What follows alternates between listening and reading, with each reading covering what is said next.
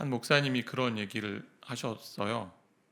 우리가 이제 말씀 보기 전에 찬양하면 가사를 띄우잖아요. 근데 가사가 이제 마음이 상한 자를이라는 찬양이었는데, 이게 이제 잘못 띄어쓰기를 쓰면 마음이 상한 자가 돼야 되는데 마음 띄고 이상한 이렇게 된 거예요. 그래서 그 목사님 그걸 보고 마음이 마음 이상한 자 이렇게 보면서 그런 이제 느낌을 가지셨다고 그러더라고요. 그렇지, 우리가 마음이 상한 자도 오지만 마음이 이상한 자도 온다. 우리의 마음이 다양한 마음들이 되잖아요. 그래서 상한 마음도 있겠지만 때로는 생각지 못한 마음이 들기도 하고, 하나님이 그런 마음들을 다 받으시는구나라는 그런 이야기를 해주시는 걸 보고 정말 그렇다. 마음이 상한 마음도 있지만 우리의 마음이 정말 어떤지 잘 모르잖아요. 왜냐하면 주님의 말씀에 씨앗이 이제 뿌려졌을 때 다 이렇게 그걸 모든 사람들이 그 밭의 비유를 보면 듣고 순종한 그런 마음들이 있지 않았기 때문에 다양한 마음들이 있는 것 같아요. 오늘도 여러 마음들, 때로는 분주한 마음도 어려운 마음들 가져오셨을 수도 있을 것 같은데, 상한 마음도 있겠지만 이상하다, 이 나쁜 마음을 얘기하는 게 아닙니다. 다양한 마음이 있다란 얘기니까 그 마음 가지고 또 함께 좀 나아가는 시간 됐으면 좋겠고요. 오늘 에스라에 대한 얘기를 좀 함께 나누게 되는데, 우리가 이제 매일 성경으로 함께 본문을 보고 있고요, 묵상하고 있는데 열심히 진행되는 일이 있는데요, 갑자기 멈춰진다면, 멈추게 된다면 어떤 마음이 들까요? 열심히 내가 뭔가를 하고 있는데 이게 멈추게 되었어요. 근데 그것도 내가 결정한 멈춤이 아니고 외부에 의해서 하지 않게 되는, 또 하지 말아야 되는 일들이 벌어졌을 때 우리의 마음이 어떨까요? 그게 이제 에스라서에 나오는 이야기고요, 이스라엘 백성들이 경험한 이야기들인데, 우리가 이제 성서 유니온에 나오는 거기서 나오는 매일 성경이라는 묵상지를 가지고 우리 함께 예수가옥교회는 매일 묵상을 하고 있는데요. 그래서 책을 사서 하시는 분도 있고 온라인으로 하시는 분도 계세요. 그래서 온라인으로도 충분히 저희가 할 수 있고요.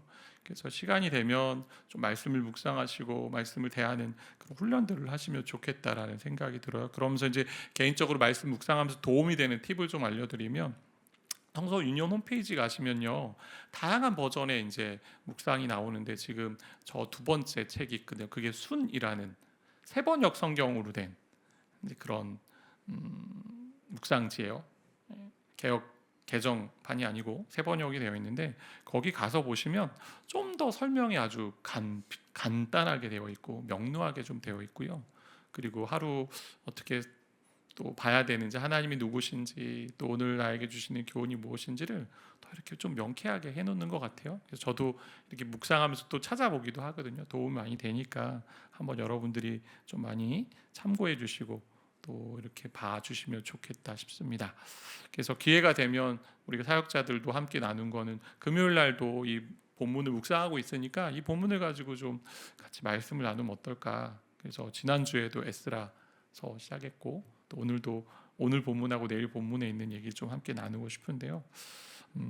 바벨론 포로였던 이스라엘 백성들이요, 이제 포로에서 해방돼서 와서 했던 일이 성전 재건입니다. 심지어 고레스 왕이 그 얘기를 했고, 건축하라고 너희가 그런 얘기했기 때문에. 그래서 그러한 이야기를 다루고 있는 책이 에스라예요. 에스라서는요, 성전 재건이 중요한 핵심이고요. 성전 재건을 하는 이유는 성전이라는 건 이스라엘 백성의 정체성이 담겨 있고요, 하나님의 영광이 있고 하나님의 임재가 있는 자리입니다. 그래서 성전이 재건되고 회복되어야만 이스라엘의 부흥이 있다라고 여기는 그 나라였거든요. 먼저 간단하게 좀 에스라 내용을 정리하면 좀 도움이 될 것 같은데, 이 구조를 좀 보시면요, 크게 네 가지 구조로 돼요. 1장과 2장은 포로 귀환을 해요. 1차 포로 귀환, 수룹 바르벨이라는 지도자를 통해서 귀환을 하고, 그다음 3장부터 6장까지는 뭐예요? 성전 재건. 그래서 오늘이 이제 성전 재건이 마무리되는 얘기를 다루고 있고요. 그다음 7장, 8장에 다시 한번 포로 귀환, 2차 포로 귀환이 있고요, 에스라를 통해서 인도되고요. 그다음 9장, 10장이 영적 개혁인데, 이것을 다르게 표현한다면 앞에가 눈에 보이는 성전이 재건됐다면 뒤에는 눈에 보이지 않지만 이스라엘 공동체라는 이 성전이 재건돼야 된다. 되게 쉬워요, 구조 자체가. 그래서 이 큰 그림을 보시고 성경을 보면 좀 눈에 들어오겠죠. 그래서 눈에 보이는 성전 재건이 있은 후에 눈에 보이지 않는 공동체, 영적 공동체를 재건하는, 개혁하는 일이 연이어 나오는 게 에스라 내용입니다. 그래서 오늘 말씀 에스라서의 앞부분에 있는 성전 재건에 관한 얘기를 이제 다루게 되는데, 완료된 이야기잖아요. 성전 건축을 하려고 하는데, 다시 성전을 지으려고 하는데요, 방해 세력이 생겨요. 외부의 방해 세력. 그래서 멈추게 됩니다. 3장과 4장에 이스라엘 백성들의 손을 약하게 만드는 사람들이 등장합니다. 그러니까 하나님의 선한 일을 하는데 방해하는 세력들이 늘 존재한다라고 우리는 생각할 수 있잖아요. 우리가 지난 특별 새벽 부흥회, 오늘 어떻게 보면 또 특별 새벽 부흥회 앵콜곡을 두 곡이나 불렀어요. 부르면서 이제 함께 찬양했는데, 에베소 6장 말씀 가지고 우리가 함께 나눴어요. 저도 이 본문을 가지고 설교를 왜 마음을 주실까, 솔직히 말하면 이런 본문 좀 피하고 싶거든요. 이 되게 교리적인 설교고 새벽에 듣기 되게 불편할 수 있고 졸리는 설교입니다. 근데 이 말씀을 자꾸 주셔가지고 그래도 한번 봐야겠다라는 마음 가지고 함께 다루게 됐는데, 저도 묵상하고 기도하면서 나누면서 하나님 주시는 마음이 뭐였냐면, 우리 교회에 대해 하나님 가지시는 마음이겠구나. 예방 차원인 것 같고 준비해야 되는 차원인 것 같고, 교회가 이제 4년 정도 지어져 왔고 계속 지어져 가는데, 교회가 성장하고 자라고 부흥하는 것을 가장 싫어하는 사람이 누굴까요? 옆에 교회? 아닙니다. 옆에 교회 아닙니다. 네, 사탄입니다. 사탄. 마귀죠. 간계를 가지고요, 괴롭힙니다. 어떻게 해서든 이 교회를 무너뜨리려고 하고 지도자를 공격하고요, 영적인 지도자들을. 그리고 또 성도들 안에 불협화음을 만들고 갈등을 일으키는 일들을 합니다. 지난번에 말씀드렸던 것처럼 우리가 무장해야 될 때다. 무장. 그래서 구원의 투구도 쓰고 의의 호심경도 또 있어야 되고 믿음의 방패도 있고 성령의 검, 하나님의 말씀도 있어야 되는데요, 교회 역사를 보면 다 그렇습니다. 교회가 성장하고 자라는 가운데 늘 사단의 공격들, 때론 이단의 공격들, 외부의 공격들, 내부의 공격들, 우리가 빌립보서 계속 보게 되는데요, 외부의 공격이 있고 내부 안의 갈등들이 있거든요. 그래서 약한 영향이 교회를 힘들게 할 수 있다. 그러니 깨어서 무장하고 깨어서 하나님의 전신갑주를 입고 우리가 온전하게 서야 된다라는 그런 마음을 주신 것 같아요. 그래서 잊지 말아야 될 것은요, 이 가운데 우리가 적을 자꾸 잘 정확하게 정해야 되잖아요. 당신의 적이 누구입니까? 옆에 있는 배우자가 아닙니다. 옆에 있는 엄마가, 아빠가 아닙니다. 옆에 있는 성도가 아니고 그 뒤에 배후에 있는 악한 세력들이 있다, 악한 영이 있다라는 전제잖아요. 그래서 분별하고 기도해야 되는 부분들이 우리에게 남아있다. 저와 여러분에게. 성전 재건 후에 눈에 보이지 않는 영적 성전인 공동체를 재건하는 데도요, 방해 세력이 등장해요. 9장과 10장에 가면 또 등장하거든요.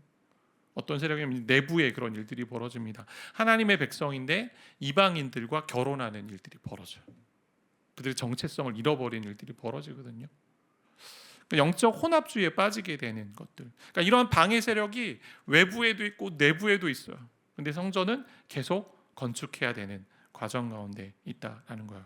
근데 너무 독특한 것은요, 그렇게 불순종한 자들의 이름들을요 나열하고 있어요. 나열하고 있어요. 에스라서 보면은.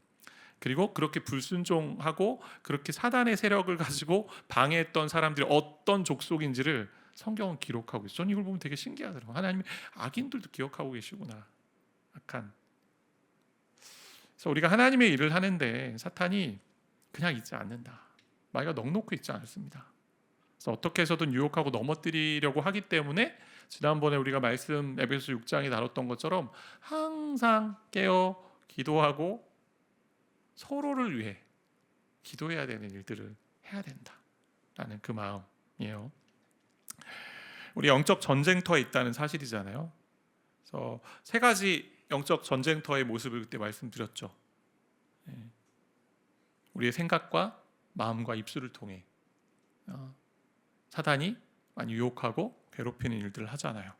그래서 육의 생각을 가지고 있으면 안 되고 영의 생각을 가져야 되고, 그리고 하나님의 일을 생각해야 되는데 자꾸 사람의 일을 생각하면 안 되는 거고, 마음을 하나님께 온전히 집중해야 되는 부분들이 있습니다. 그래서 입술에는 하나님 이렇게 말씀을 많이 하세요. 에베소서 말씀 보니까 4장 31절에 같이 좀 읽겠습니다. 에베소 4장 31절. 너희는 모든 악독과 노함과 분냄과 떠드는 것과 비방하는 것을 모든 악의와 함께 버리고.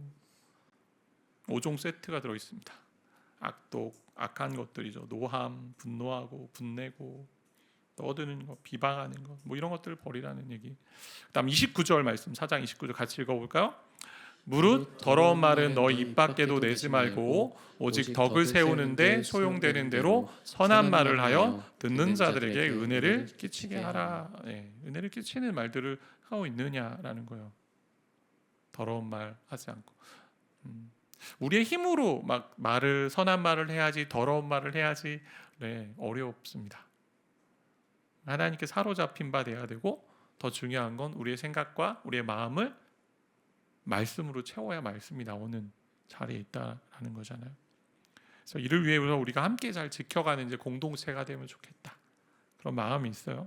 본문을 다시 돌아가 본다면요, 3장에서 시작한 성전 재건이 처음에 1장에서 이제 하려고 했는데 또 이제 3장에서 다시 기초를 놓는 일들이 벌어지는데, 그게 이제 6장에서 마무리돼요.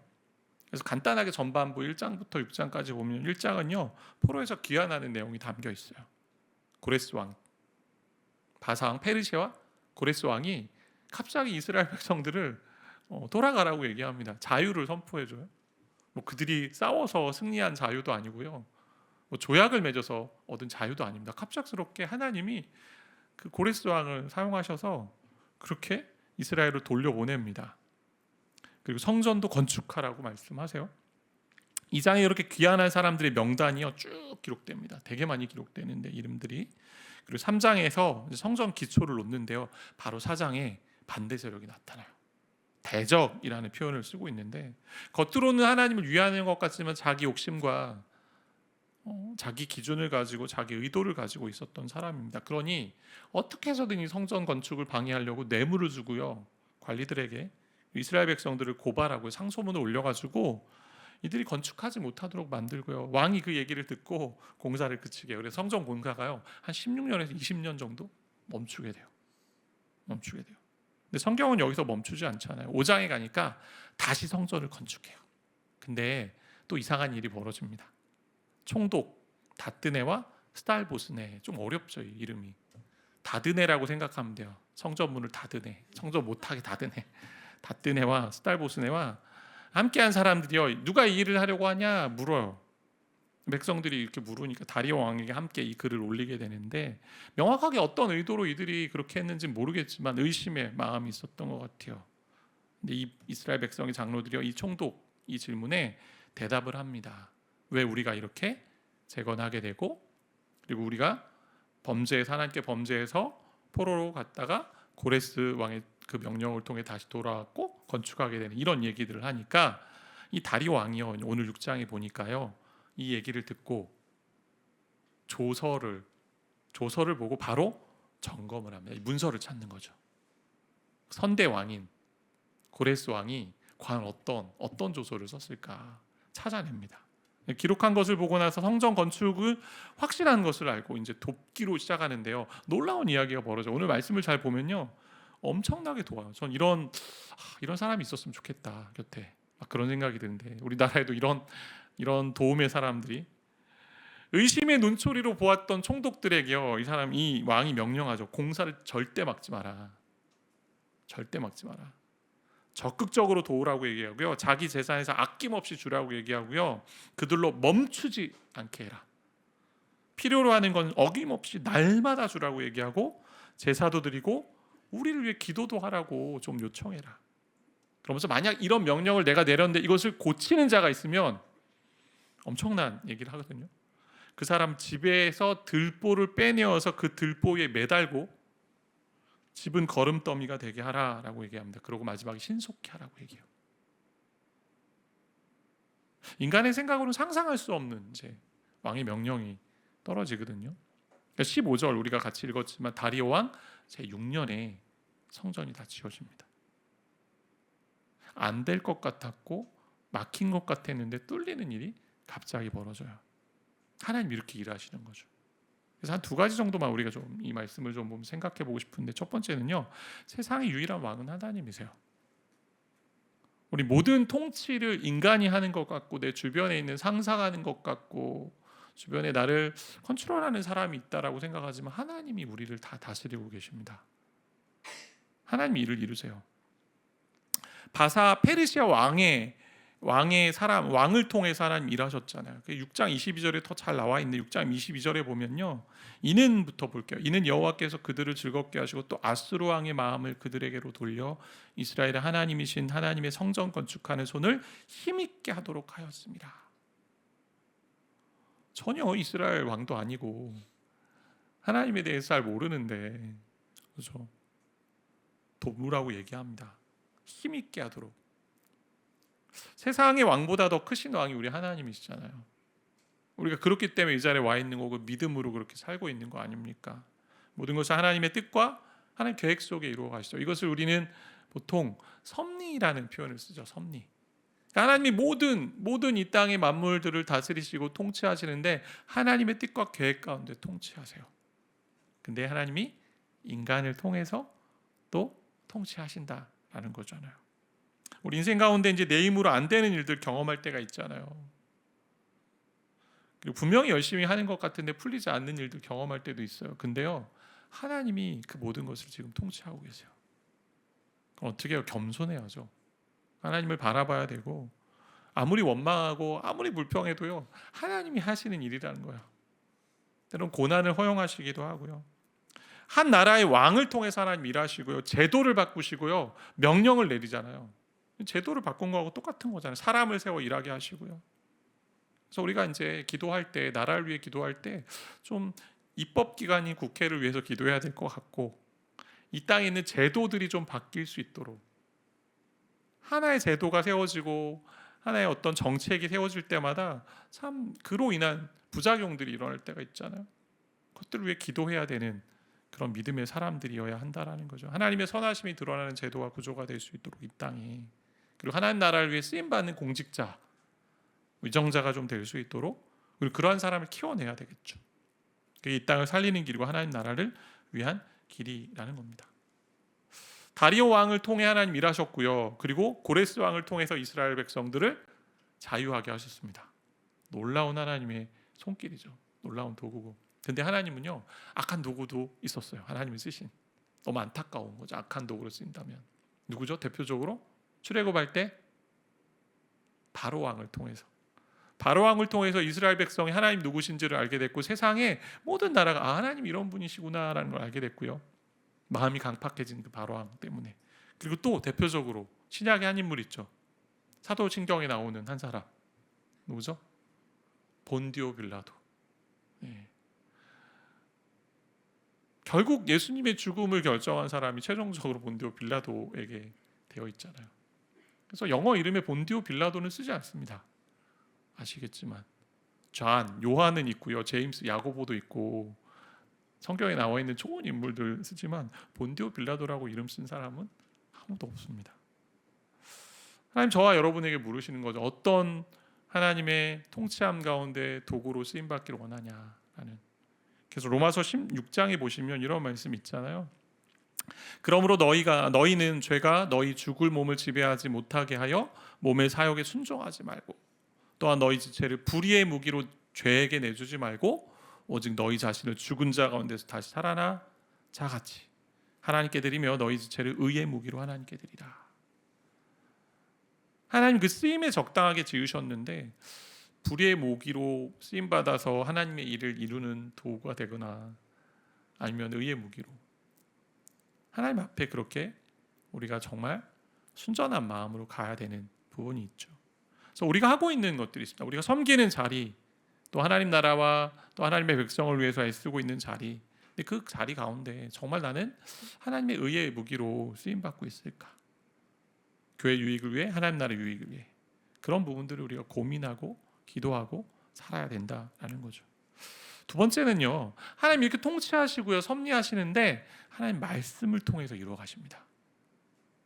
그리고 말씀을 통해서 격려하시고요. 오늘 에스라 1장 1절도 있고 5장 1절에도 나오고요, 6장에도 계속 반복되는 게 뭐냐면 1장 1절에 보면 강조한 부분을 잘 보세요. 고레스 원년에 여호와께서 예레미야의 입을 통하여 하신 말씀을 이루게 하시려고, 70년 뒤에 포로에서 해방된다는 그 말씀을 이루게 하시는, 그 말씀으로 하나님이 이 모든 역사를 주관하고 계시다는 걸 알고요, 그것을 통해서 성도들은 어떻게 해요? 말씀으로 위로를 얻고 격려를 얻는 거죠. 때가 있구나. 5장 1절 2절에 보면 성전 기초를 올 때 이렇게 얘기하는데요. 선지자들 곧 선지자 학개와 이도의 손자 스가랴가 이스라엘의 하나님 이름으로 유다와 예루살렘에 거주하는 유다 사람들에게 예언하였더니 말씀했다는 얘기잖아요. 그러고 나니까 2절에 보니까요. 다시 건축하기 시작하고 하나님의 선지자들이 함께 있어서 그들을 도왔다. 말씀으로 돕는 거죠. 그리고 6장 14절 말씀 함께 좀 읽어볼까요? 읽겠습니다. 유다 사람의 장로들이 선지자 학개와 이도의 손자 스가랴의 권면을 따랐으므로 성전 건축하는 일이 형통한지라. 여기까지만 읽을게요. 선지자 학개가 있었고 스가랴가 있었고요. 예레미야의 말씀이 있었습니다. 그러니까 그 말씀을 통해 하나님이 우리 인생을 통치하시고 이 땅을 다스리시는구나라는 것을 확신하고요. 확인하며 걸어간 인생이었던 거죠. 하나님 말씀으로 이 세상을 다스리십니다. 하나님 다스리시는 방식은. 그리고 저와 여러분의 인생을 이끌어 가십니다. 인도하십니다. 말씀을 통해. 그래서 말씀을 전하는 사람을 통해서 그것을 더 깨닫게 하시는 거예요. 그리고 말씀을 읽을 때 이것을 깨닫게 하시는 거죠. 그래서 말씀을 통해 우리 인생 가운데 섭리하고요. 역사하고 계심을 알려주세요. 그래서 저와 여러분이 말씀 앞에 서야 되는 이유가 여기 있어요. 내 인생이 좀 불확실해 보이고요. 내가 지금 꿈꾸고 있는 것이 잘 풀리지 않는 것 같고 말씀 앞에 서야 돼요. 저와 여러분을 향한 하나님의 계획이 있고 하나님 나라의 계획이 있기 때문에 예수가암교회는 예수 중심 교회고 말씀 중심이고 복음 중심이라고 제가 말씀드렸잖아요. 그래서 말씀에 대한 얘기 많이 할 겁니다. 어떤 분이 그런 얘기 하세요. 왜 이렇게 자꾸 말씀만 얘기하냐고. 책도 막 읽으라고 그러시고 뭐 이런. 우리 교회에 온 이상 어쩔 수 없습니다. 그러면 예수 다운 교회 가시거나 나온 교회 가시거나 그래요. 가온 교회는 말씀을 가지고 함께 말씀을 알아야 내 삶이 우리를 향한 하나님의 계획이 우리를 향한 하나님의 걸음이 뭔지를 알 수 있기 때문에 섭리하시고 인도하시는 때론 일이 진행되는데 멈추는 기간도 해석할 수 있고요. 선지자 학개와 스가랴를 통해서 말씀을 통해 위로해 주셨어요. 격려해 주셨어요. 스가랴에서 보면 대표적으로 우리가 잘 아는 말씀 이는 힘으로도 되지 아니하고 능력으로도 되지 아니하고 오직 나의 영으로 되느니라. 그 말씀 힘겹고 그 붙잡고 이들이 이 성전 재건을 해간 거죠. 인생 배후의 모든 계획이 담겨 있습니다. 우리가 인생을 설계하고 계획하고 나아가는 것 같지만 저와 여러분의 인생의 드라마 가운데 그 배후에는요 연출자 되신 하나님이 계세요. 근데 엄청 강력한 손길을 가지고 계세요. 그분의 작정과 계획 속에 이루어 가세요. 근데 때로는 멈춤의 시간도 있고요. 때로는 사단의 관계와 공격 때문에 악한 영향력이 느껴질 때도 있을 겁니다. 그런데 그때 하나님의 일은요, 하나님이 이루세요. 멈추지 않으십니다. 그래서 말씀 가지고 말씀으로 우리의 삶을 좀 해석하고 우리의 삶의 인도함을 받아야 된다라는 거죠. 이게 에스라서가 가지고 있는 주요한 핵심 중에 하나입니다. 로이드 존스 목사님이 이런 얘기하셨어요. 제가 최근에 이제 책을 보다가 보니까 이런 얘기예요. 세상에 잘못된 이야기가 있다. 세상에 잘못된 이야기, 세상에서 하는 잘못된 이야기가 하나 있는데 그게 뭐냐면 종교적 신앙은 배우는 것이 아니라 사로잡히는 것이라고 주장하는 말이다. 배우는 것이 아니라 경험돼야 된다는 막 뭔가 막 강렬하게 느껴져야 되고 신비한 경험일 수 있고 그런. 근데 기독교 신앙은 이분이 하는 얘기가 배우는 것이다라고 얘기해요. 배우는 것이다. 믿어야 될 내용이 말씀으로 담겨 있기 때문에. 그러니까 말씀을 통해서 여러분이 경험하셔야 되는 거예요. 그게 1차입니다. 때로 하나님이 초자연적인 방법으로 경험케 하시는 것도 있을 겁니다. 기적적인 여러 가지 일들도. 그러나 그게 매일 365일 있지 않습니다. 만약 기적이 정말 중요하고 그런 경험이 중요하면 성경 말씀에 그렇게 되어 있어야 돼요. 매일매일 나의 기적을 구해라. 나의 경험을 구해라. 하나님 말씀을 통해서 우리에게 오셨잖아요.